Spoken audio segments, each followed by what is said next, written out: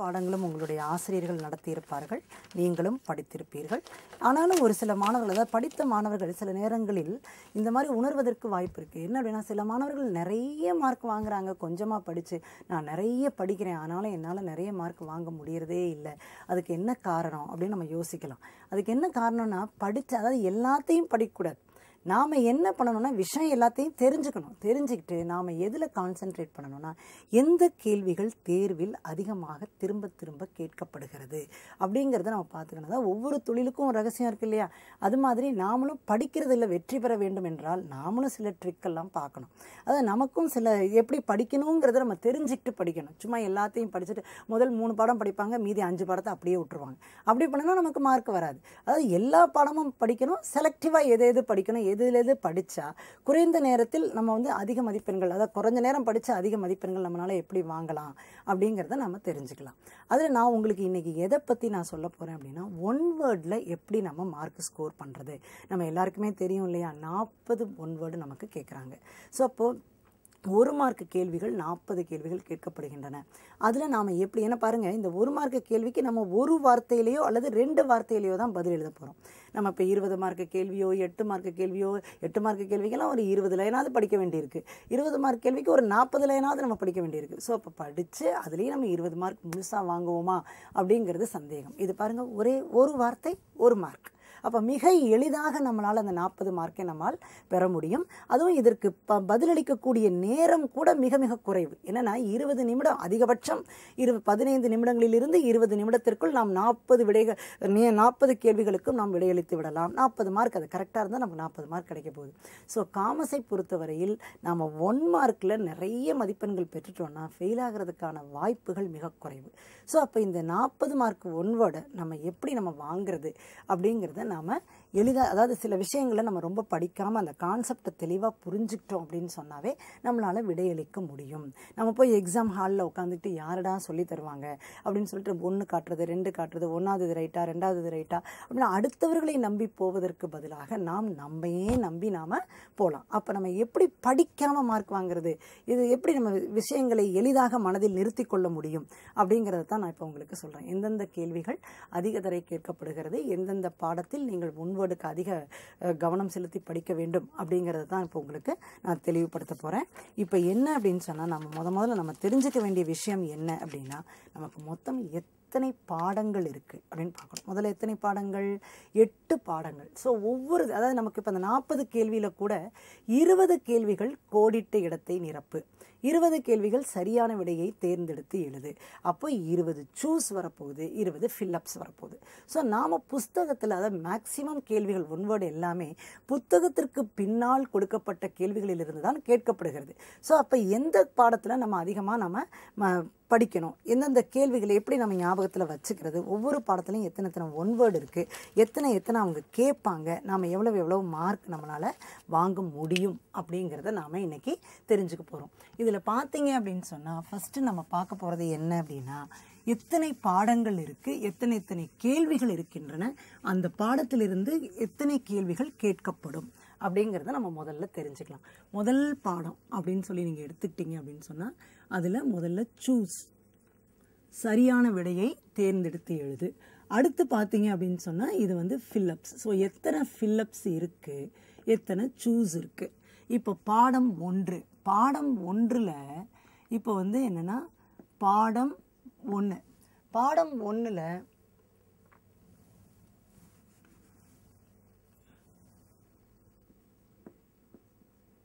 பாடம் 1ல் பார்த்தீங்க அப்படின்னு சொன்னால், உங்களுக்கு இங்கே 12 சூஸ் இருக்குது, 12 ஃபில்லப்ஸ் இருக்குது. எத்தனை மதிப்பெண்கள், எத்தனை மார்க் உங்களுக்கு இதில் கேட்க போகிறாங்க அப்படின்னா, மார்க்ஸ் 3 மார்க், 3 கேள்விகள் கேட்கப்படும். பாடம் 2ல் பார்த்தீங்க அப்படின்னா 5 சூஸ் இருக்குது, 1 ஃபில்லப்ஸ் கூட கிடையாது. ஸோ இப்போ 1 ஃபில்லப்ஸ் கூட கிடையாது. இதுலேயும் பார்த்தீங்க அப்படின்னா எத்தனை மதிப்பெண்களுக்கு கேட்கப்படும்? Thank you sir. கிளியராக கவர் ஆகுதா பாருங்கள். அந்த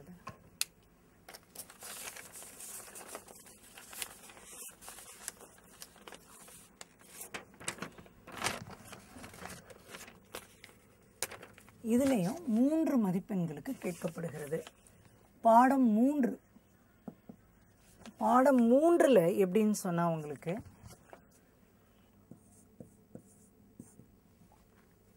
ஸோ 40 மார்க் பாருங்கள். 1வது பாடத்தில் சூஸ் 12 இருக்குது, ஃபில்லப்ஸ் 12 இருக்குது. உங்களுக்கு 3 கேள்விகள் கேட்கப்படும் ஒன் வேர்டில். அதில் எத்தனை அப்படின்னு சொன்னால் 3 மார்க் உங்களுக்கு கிடைக்கும். பாடம் 2ல் பார்த்தீங்கன்னா 5 சூஸ் இருக்குது, ஃபில்லப்ஸ் எதுவுமே கிடையாது, 3. அப்போ பார்த்தீங்கன்னா 24 கேள்விக்கு 3, 24 கேள்விகள் இருக்குது, 3 கேள்விகள் கேட்கப்படும். 5 கேள்விகளுக்கு 3 கேள்விகள் கேட்கப்படும். அது பாருங்கள் 9 கேள்விகளுக்கு 7 கேள்விகள் கேட்கப்படும். இங்கே பார்த்தீங்க அப்படின்னு சொன்னால் உங்களுக்கு 27 கேள்விகளுக்கு 7 கேள்விகள் கேட்கப்படும். 24 கேள்விகளுக்கு 6 கேள்விகள் கேட்கப்படும். இங்கே 45 கேள்விக்கு 6 கேட்கப்படும். இதில் பார்த்தீங்க அப்படின்னு சொன்னால் 20 கேள்விகளுக்கு 4 கேட்கப்படும். ஸோ இங்கேயும் 15 கேள்விக்கு 4 கேட்கப்படும். பார்த்தீங்க அப்படின்னு சொன்னால் இதில் இந்த முதல் பாடத்தை நாம் தவிர்க்க முடியாது. 3 மார்க்குக்கு கேட்டால் கூட நாம் அந்த 24யுமே நம்ம படிச்சுக்கிறது நல்லது. ஏன்னா 8 பாடத்தில் இருக்கக்கூடிய கேள்விகள் ஒன்வேர்டு எல்லாமே அதில் கலந்து தான் வருது அந்த 1வது பாடத்தில். ஏன்னா நம்ம தொழிலின் பல்வேறு வடிவமைப்புகள் படிக்கிறோம் இல்லையா, அந்த ஒவ்வொரு வடிவமைப்பையும் தனித்தனியாக தான் ஒவ்வொரு பாடமாக அடுத்தடுத்து படிக்கிறோம் நாம். அதனால் 1வது பாடத்தில் நம்ம 24 கேள்விகளையும் நம்ம நல்லா படிச்சுக்கிறது நல்லது. அப்படி படிச்சுக்கிட்டோம்னா அடுத்தடுத்த பாடங்களில் கூட நிறைய கேள்விகளை நம்ம எளிதாக விடையளிக்க முடியும். அப்போ அந்த 3 மார்க் கண்டிப்பாக எல்லாரும் வாங்கி தான் ஆகணும். 2வது பாடம் 3வது பாடம் நீங்கள் ரொம்ப நல்லா படிக்கணும். ஏன்னா 5 கேள்விகளில் 3 கேள்விகள் கேட்கப்படுகின்றன, 9 கேள்விகளில் 7 கேள்விகள் கேட்கப்படுகின்றன. அப்போ இதில் பாருங்கள் 9 கேள்வி தான் இருக்குது, ஆனால் 7 கேள்வி கிட்ட உங்களுக்கு கேட்க போகிறாங்க. ஸோ அப்போ 7 ஒன்வேர்டு உங்களுக்கு 3வது பாடத்திலிருந்து வருகிறது. அப்போ நாம் என்ன பண்ணணும்னு சொன்னால் எந்தெந்த பாடங்களில் ஒன்வேர்டை அப்படியே படிச்சுக்கணும். சில பாடங்களில் நிறைய ஒன்வேர்ட்ஸ் இருக்குது, அவ்வளோத்தையும் நம்ம ஞாபகத்தில் வச்சுக்கிறதுங்கிறது மிக கடினம். இதில் பார்த்தீங்க அப்படின்னு சொன்னால் 90 சூஸ் இருக்கும். அதில் 79 சூஸ் இருக்கும், உங்களுக்கு ஃபில்லப்ஸ் இருக்குது. மொத்தம் 169 கேள்விகள்லேருந்து நீங்கள் 40 மதிப்பெண்கள் பெற வேண்டும். ஸோ 169 கேள்விகளையும் நம்ம மனப்பாடம் பண்ணிக்கிறதுங்கிறது ரொம்ப ரொம்ப கஷ்டம். அப்போ அந்த 40 மதிப்பெண்களை நாம் எப்படி எளிதாக பெறுவது? அப்போ 40க்கு அட்லீஸ்ட் ஒரு 35-30வது நம்ம எளிதாக ரொம்ப ஈஸியாக நம்ம வாங்குறதுக்கு பார்க்கணும். 1வது பாடம் முழுதாக படித்துக்கொள்ள வேண்டும். 2, 3வது பாடம் படிச்சுக்கணும். அடுத்து இந்த 4வது பாடமும் 5வது பாடத்துக்கும் சேர்த்து உங்களுக்கு எவ்வளவு அப்படின்னு சொல்லி பார்த்தீங்க அப்படின்னா 51 கேள்விகள் இருக்குது, ஆனால் 13 கொஸ்டின்ஸ் உங்களுக்கு வரும். இது நிருமம் தான். அது நம்ம அந்த கான்செப்ட்ஸ்க்கு ஓரளவுக்கு நான் உங்களுக்கு அது எப்படி நான் இப்போயும் சொல்ல போகிறேன். என்னென்னலாம் ஞாபகத்தில் வச்சுக்கிட்டிங்கன்னா மேக்ஸிமம் கேள்விகளை நீங்கள் படிக்காமையே ஆன்சர் பண்ண முடியும் அப்படிங்கிறத நான் சொல்லித்தர போகிறேன். இதில் 6வது பாடம் நம்ம செலக்டிவாக படித்தா போகிறோம். ஏன்னா பாருங்கள் 45 கேள்விகள் இருக்கின்றன, ஆனால் 6 கேள்விகள் மட்டும்தான் கேட்க போகிறாங்க. ஸோ 45 கேள்வியை நம்ம ஞாபகத்தில் வச்சுக்கிறதுங்கிறது மிக கடினம். அதுக்கு நம்ம சில க்ளூஸ் வச்சுக்கிட்டு முக்கியமான கேள்விகள் மட்டும் படிச்சுக்கிட்டோன்னா அந்த 6 கேள்வியிலேருந்து நம்மளால் எப்படியும் ஒரு 3-4 கேள்வி நம்ம ரொம்ப படிக்காமையே நம்மளால் ஆன்சர் பண்ண முடியும். அடுத்து பார்த்தீங்கன்னா 7வது பாடம் 8வது பாடம் அப்படியே படிச்சுக்கிறது நல்லது. ஏன்னா 20 கேள்விகள் தான் இருக்குது, அதில் 4 கேட்டுறாங்க. 15 கேள்விகள் தான் இருக்குது, அதில் 4 கேட்டுறாங்க. அப்போ நம்ம என்னென்னா 6வது பாடத்தில் மட்டும் எல்லா கேள்விகளையும் நம்ம ரொம்ப மனப்பாடம் பண்ணாமல் செலக்டிவாக, அதாவது அதில் நம்ம சில க்ளூஸ் வச்சு நம்ம ஞாபகத்தில் வச்சுக்கிட்டோம் அப்படின்னு சொன்னால் நம்மளால் ஈஸியாக நம்மளால் மார்க் வாங்க முடியும். அதனால் நம்ம தெரிஞ்சுக்கணும். மொத்தம் நமக்கு இருக்கக்கூடிய ஒன்வேர்ட்ஸ் என்ன அப்படின்னா 169 ஒன்வேர்ட்ஸ் இருக்குது. அதில் 40 ஒன்வேர்டு நமக்கு கேட்க போகிறாங்க. அதில் 20 சூஸாக கேட்பாங்க, 20 நமக்கு ஃபில்லப்ஸாக கேட்பாங்க. அதனால் நம்ம சூஸில் இருக்கிறதா, அதாவது மேக்ஸிமம் புக்குக்கு பின்னாடி இருக்கிறது தான் கேட்பாங்க.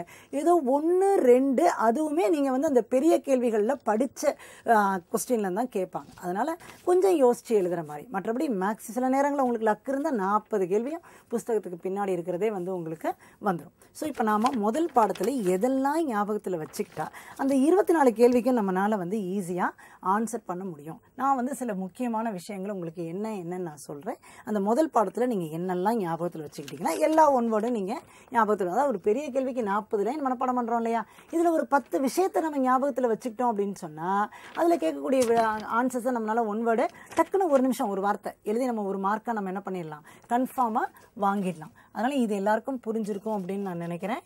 அதில் நீங்கள் இந்த 6வது பாடம் மட்டும் கொஞ்சம் நீங்கள் செலக்டிவாக படிச்சுக்கிட்டா போகிறோம். இது எல்லா பாடமும் கொஞ்சம் படிச்சுக்கிறது நல்லது. ஏன்னா ஒரு மதிப்பெண்களுக்கு 1 நிமிஷம் தான் போகுது, உங்களுக்கு 1/2 நிமிஷம் 1 நிமிஷம் தான். அதில் ஒரு மார்க் ஒரு வார்த்தையில் எழுதி நாம் ஈஸியாக வாங்க முடியும். அதனால் இப்போ அதை பாருங்கள். நாம் இதை அடுத்து நான் இப்போ உங்களுக்கு என்ன சொல்ல போகிறேன் அப்படின்னு சொன்னால், முதல் பாடத்தில் என்னென்ன விஷயங்கள் நாம் ஞாபகத்தில் வச்சுக்கணும் அப்படின்னு சொல்லிட்டு பார்ப்போம். அதில் என்ன அப்படின்னா, தொழில் வடிவமைப்பு, அதை பற்றி தானே நம்ம அதில் படித்தோம். அதில் 2 இது நம்ம ஞாபகத்தில் வச்சுக்கணும். தொழில் வடிவமைப்புகளில் பழமையானது. ஸோ தொழில் வடிவமைப்புகளில் பழமையானது. பழமையானதுன்னா தனியால் வணிகம். அதிலே ஒரே ஒரு வார்த்தை முன்னாடி, அரசு தொழில் வடிவமைப்புகளில் பழமையானது துறைமுறை அமைப்பு. ஸோ இந்த 2 இதுவும் உங்களுக்கு கரெக்டாக தெரிஞ்சுது அப்படின்னு சொன்னால் 1 மார்க் கையில் இருக்குது, அதுலேருந்து வரும். அடுத்து என்ன அப்படின்னா, பிறப்பின் மூலம் உறுப்புமை ஏற்படுவது. பிறப்பின் மூலம் உறுப்புமை அப்படின்னு வந்தாவே இந்து கூட்டு குடும்பம். நம்ம எல்லாத்துக்குமே தெரியும் இல்லையா? ஸோ இந்து கூட்டு குடும்பம். அப்படியே சில க்ளூஸ் வச்சுக்கணும். ஒரு வார்த்தை வேலை பகிர்வு அப்படின்னு வந்தாவே துறைப்படுத்துதல். வேலை பகிர்வுன்னு வச்சு ஒரு ஒன்வேர்டு கேட்டாங்கன்னா நீ எழுத வேண்டிய விடை துறைப்படுத்துதல். ஒப்படைவு அப்படிங்கிற வார்த்தையை நீ பார்த்தீனாவே ஒன்வேர்டில் ஒப்படைத்தல். சரியா? பன்னாட்டு நிறுமம் ஒன்வேர்டில் பார்த்தீங்க அப்படின்னா உலக அளவில் பெரியது. உலக அளவில் பெரியது. சரியா? ஸோ இது மாத்திரம் நம்ம முதல் பாடத்தில் ஞாபகத்தில் வச்சுக்கிட்டா போகிறோம். என்னென்ன அப்படின்னா, தொழில் வடிவமைப்புகளில் பழமையானது தனியால் வணிகம், அரசு தொழில் வடிவமைப்புகளில் பழமையானது துறைமுறை அமைப்பு, பிறப்பின் மூலம் உறுப்புமை அப்படின்னா இந்து கூட்டு குடும்பம், வேலை பகிர்வு அப்படின்னா துறைப்படுத்துதல், ஒப்படைவு அப்படின்னு சொன்னால் ஒப்படைத்தல், பன்னாட்டு நிறுமம் அப்படின்னா உலக அளவில் பெரியது அப்படிங்கிறத ஞாபகத்தில் வச்சுக்கோங்க. அடுத்த பாடம் இது ஃபஸ்ட்டு பாடம். அடுத்து பாடம் 2. பாடம் 2ல் நம்ம என்னெல்லாம் ஞாபகத்தில் வச்சுக்கணும்? பாடம் 2 என்ன? தனியால் வணிகம். ஸோ தனியால் வணிகத்தில் நாம் எதெல்லாம் ஞாபகத்தில் வச்சுக்கணும் அப்படின்னு பார்க்கலாம். அதில் ஃபஸ்ட்டு துவங்க அப்படின்னு கேட்டாங்கன்னா எத்தனை நபர்? 1 நபர் தேவை அப்படின்னு எழுதணும். சரியா? தனியால் வணிகம் துவங்க டேஷ் என்ன எழுதணும்? 1 நபர் தேவை. முதல் எப்படி இருக்கும்? சிறு முதல், சிறிய அளவில் தான் முதல் இருக்கும். ஏற்ற தொழில் என்ன? தனியால் வணிகத்திற்கு ஏற்ற தொழில் சிற்றளவு வியாபாரம்.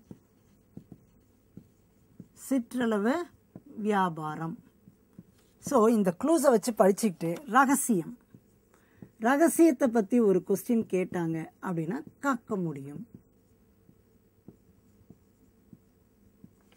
சரியா? முடிவு அப்படின்னு வந்தாவே என்ன முடிவு? விரைவாக.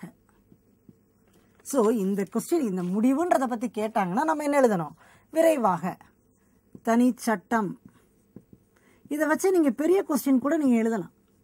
தனி சட்டம் இல்லை. பொறுப்பு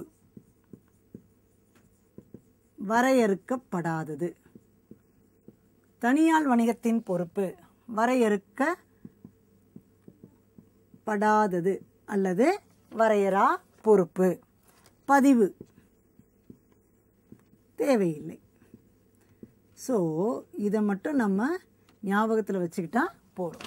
அப்போது தனியால் வணிகம் அப்படின்னா இதை வச்சுக்கிட்டு அந்த பாடத்து ஒன்வேர்டு எல்லாத்தையும் நம்மளால் ஆன்சர் பண்ண முடியும். அந்த பாடத்தில் என்னென்ன கேட்குறாங்களோ, தனியால் வணிகம்னா துவங்க 1 நபர் தேவை, முதல் சிறு முதல், ஏற்ற தொழில் சிற்றளவு வியாபாரம், ரகசியம் காக்க முடியும், முடிவு விரைவாக, தனிச்சட்டம் இல்லை, பொறுப்பு வரையறுக்கப்படாதது, பதிவு தேவையில்லை அப்படின்னு நாம் பார்த்துக்கலாம். அடுத்து என்ன அப்படின்னு சொன்னால் இரண்டாவது பாடம் அப்படின்னு சொல்லி பார்க்கும் பொழுது கூட்டாண்மை. மூன்றாவது பாடம் கூட்டாண்மை.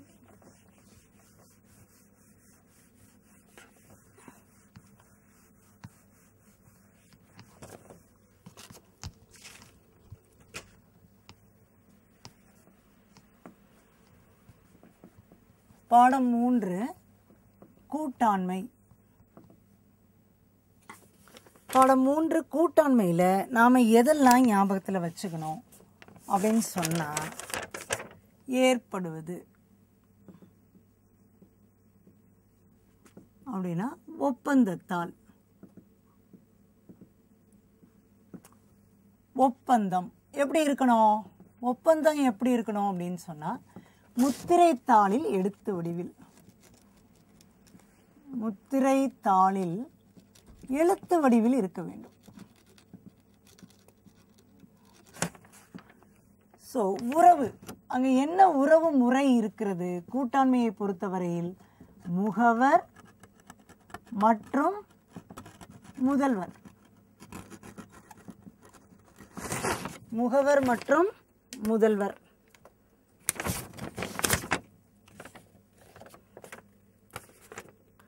லாப பகிர்வு. லாப பகிர்வு ஒப்புக்கொண்ட விகிதப்படி.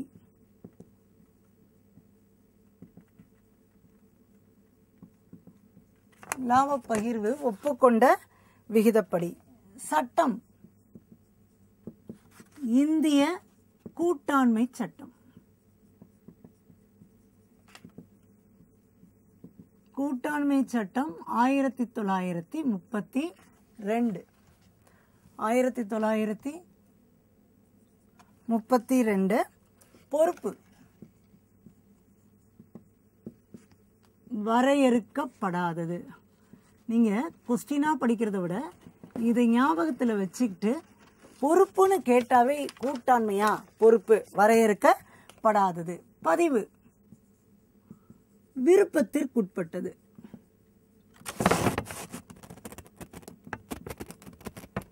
இதை படிச்சுட்டு நீங்கள் ஒன் வேர்டு பார்த்தீங்கன்னா மேக்சிமம் எல்லா ஒன் வேர்டுமே நம்மளால் அந்த பாடத்தில் எழுத முடியும். அடிப்படை கூறு பூரண நல்லெண்ணம்.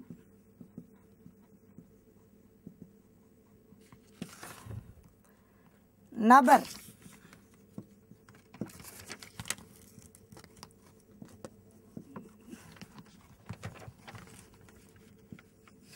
குறைந்தது 2 பேர். அதிகபட்சம் அதே 2ஆ பிரிக்கலாம்ல. வங்கி 10 பேர். பிற தொழில் 20 பேர். 20 பேர். பாருங்க, அப்போ கூட்டாண்மையை பொறுத்தவரையில் நம்ம இதெல்லாம் ஞாபகத்தில் வச்சுக்கிட்டோன்னா எல்லா ஒன் வேர்டுமே நம்மளால எழுத முடியும். ஏற்படுவது ஒப்பந்தத்தால். ஒப்பந்தம் எப்படி இருக்கணும்? முத்திரைத்தாளில் எழுத்து வடிவில் இருக்க வேண்டும். உறவு முறை, என்ன உறவு முறை? அவர்களுக்கு இடையே நிலவும் உறவு முறை முகவர் மற்றும் முதல்வர். லாப பகிர்வு ஒப்புக்கொண்ட விகிதப்படி. அவர்கள் எவ்வாறு பிரித்து கொள்ள வேண்டும் அப்படின்னு சொன்னால் ஒப்புக்கொண்ட விகிதப்படி. சட்டம்